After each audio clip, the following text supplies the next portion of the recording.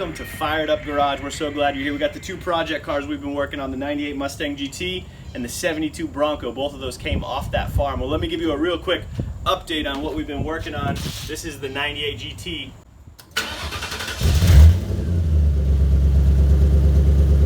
So you can see it is now running. We got some more work to do on it, and we're going to do a video of it pretty soon showing you the burnout skills of this car. It is pretty fast.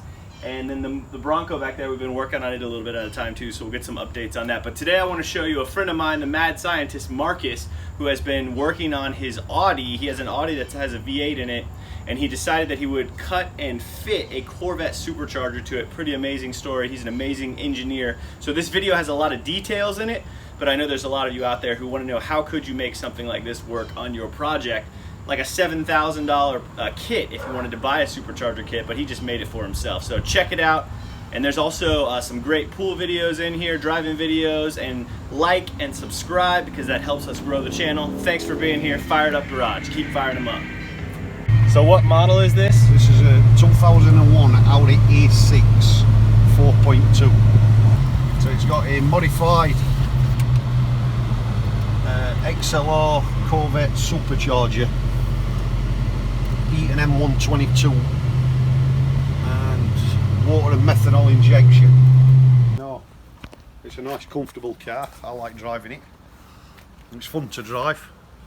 Makes it interesting to drive around in the morning when you're going to work. But nobody expects to have no, that's the thing. 500-600 horsepower. People don't expect that kind of power from that particular car. Yeah.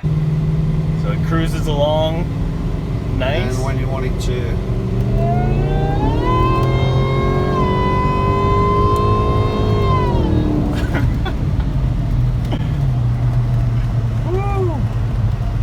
So how much boost is that? There's 15 P.S.I boost pressure. Wow. You can only run 15 P.S.I boost pressure though if you're running water and methanol injection. Gotcha. Because compression of this engine is 11:1. The reason I picked this engine was because this is an Audi S8 engine. Now this was sourced in the UK and I had it shipped over in pieces, and then I bought a block which was an S8 block from a guy in Daytona. Well, I bought a complete engine actually, but I only needed the block, so I bought the block and then basically rebuilt everything up from a block to a running motor, to a running engine. The engine went on stand for roughly a year. The actual install didn't really take that long, probably 2 days to install the engine. The problem with the engine was I were collecting bits here and everywhere because it's a German car, so stuff's not available from like Edelbrock or whatever. You can't just buy stuff for it. So I had to import piston rings from Germany, rod bearings and main bearings. I had to get them separate. I think they come from Lithuania, just stuff like that. So it took a long time to get everything together for it. Modified GM supercharger, E&M 122. They fitted it on the XLR, and I believe they fitted it on a Corvette. This has been modified and cut to pieces and then welded up on base so that it actually fits onto this manifold, fits onto these cylinder heads of this particular engine. Belt system, that were another bit of a nightmare to get right. I had to modify a pulley and fit another pulley into here to fit to actually drive supercharger. But the supercharger is water cooled through the lid of the supercharger. It's intercooled, so the air comes up through the intercooler and then down into your intake to keep it as cool as possible. But even that's not cool enough. So not on an 11:1 ratio, 11:1 compression ratio engine. So water and methanol's been added, and then you just have to fill that up just once every 2 weeks, and you're good to go. Nice. Do you have to mix the water and the methanol? Yeah, it's just methanol is basically denatured alcohol and distilled water. I believe it's like 49%, 51% mix, but 50-50 is close enough. And you can put your golf clubs next to and your water and methanol. Yeah, put your golf clubs next to your water and methanol tank, that's it. Just in case you want to play golf, which I did Sunday. Water and methanol's regulated off a pressure switch, so it automatically comes on with the boost at 2 PSI. Now this engine management had to be modified, which were a company in Pennsylvania called P.S. Tuning, and they modified it to a tune what they build on their supercharged setups, but they only have an Eaton M112 on this. So I just settled for their tuning and did a few tweaks and mods myself with a program called Nefmoto and a bit of internet research, and just altered a few maps and that to get it somewhat like, and then ultimately to get it to run properly. If you look at this mass airflow meter here, this throttle body here is, I believe it's 3-inch, and then this is 4-inch with a step down silicon rubber coupling. This is called mass airflow scaling. So basically a mass airflow meter does not sit in the middle of the flow anymore, it sits higher up. So you're only actually reading mass airflow going across half of the mass airflow meter, and you've got some passing on it. Now I had a couple of tries at this to get this right. I went too big to start with, which went 5-inch, and the vehicle just would not run right. But that setup from 4.5 down to 3.5 seems like it solved all my problem. So it were completely fully rebuilt. But what I will tell you is, if you're doing any work on an Audi, you better have plenty of money, because even gasket sets is ridiculously expensive. The gasket for underneath the intake, which is just it's a separator plate gasket for PCV system, the gasket alone's like $150 just for the gasket. That's without anything on engine, you know what I mean? So, but the belt at the front, that's basically it's a 6-groove, basically a 6-groove fan belt if you want, but it's the longest one they make on a 6-groove. It's ridiculously long. It's like 15 feet long, because it goes everywhere to actually incorporate that supercharger in. The supercharger rotors are probably that long. They're that long. So most people on Audi engines, on these 4.2 engines, they only fit an Eaton M112, because when your supercharger's on here, your rotors are only this long. You've got to at least try and get a throttle body between here and the firewall. Well, the way I modified this engine and shortened snout on supercharger, it left loads of room at back of engine, enough to get the throttle body, because the throttle body actually fits under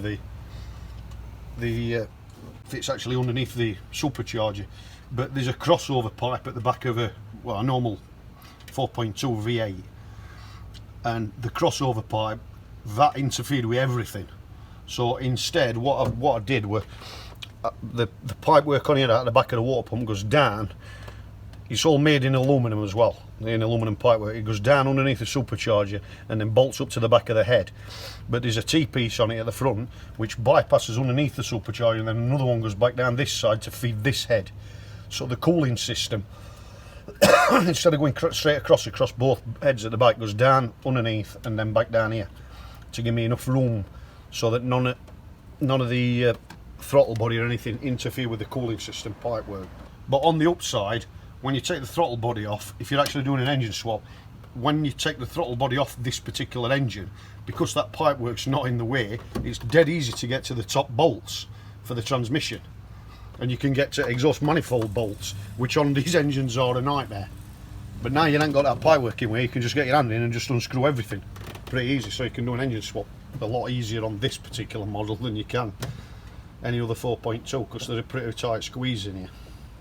What transmission is in it? It's got a ZF 5 HP 24A transmission, which is an all-wheel drive German-made transmission, which is really only fits in this Audi A6. Yeah. Is this all-wheel drive power? This all is wheels all the time? All the time. This is all-wheel drive all the time.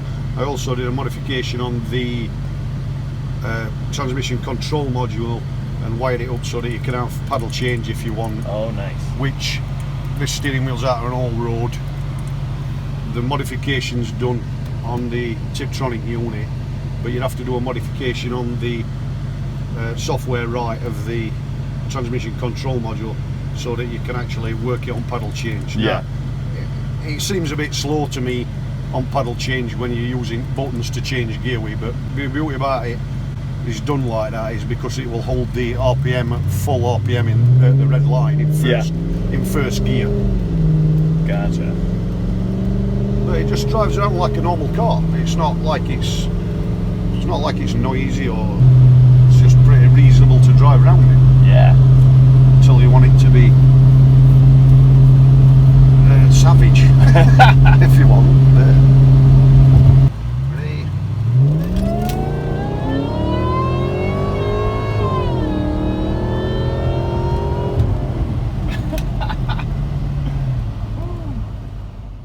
The reason I wanted that particular car is because it's got blown fenders on it. You know, Oh, those are stock on it? they're stock on it. There's only that and Audi A6 on that particular year's got them flared wheel arches, which makes it a pretty nice looking car. Yeah, it looks cool. But it's comfortable. It's an extremely comfortable car. You know what I mean? Yeah. You can drive this 5-6 hours down freeway and still get out and play golf in it. You know what I mean? It's not noisy. It's only noisy when you put your foot down and wind it out. You get winded out Supercharger.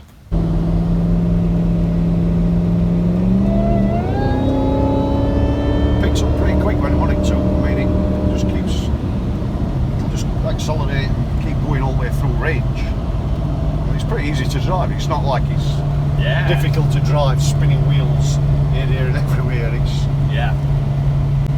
It's pretty civilised to drive around it.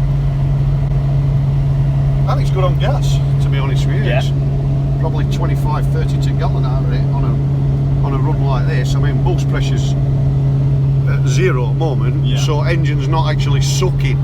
So it's idling engine, so it keeps fuel consumption to a bare minimum, really. I mean, if you drive it like you've stole it, then it's not so good on gas. You don't get 30 then? No. But then again, you've got, on downside, you've also got methanol.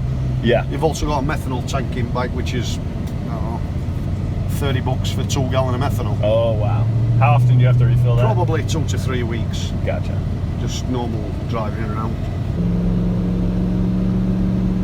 It zips along when you want it to. And it handles pretty well with an all-wheel drive. Yeah. Yeah, ride's nice. So, I mean, there's no clunks, bangs or anything like that on it.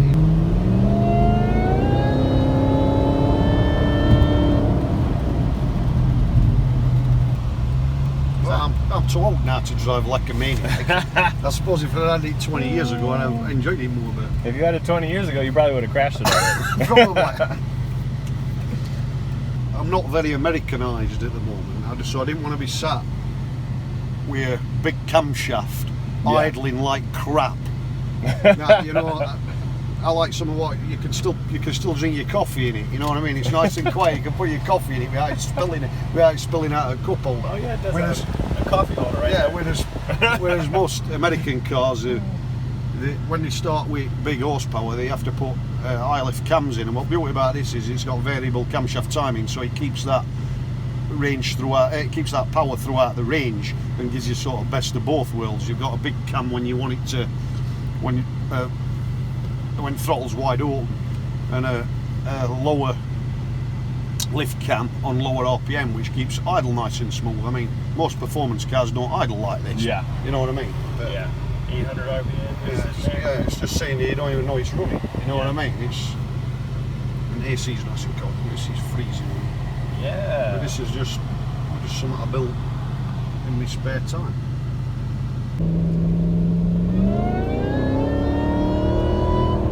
Picks up pretty quickly when you want it to.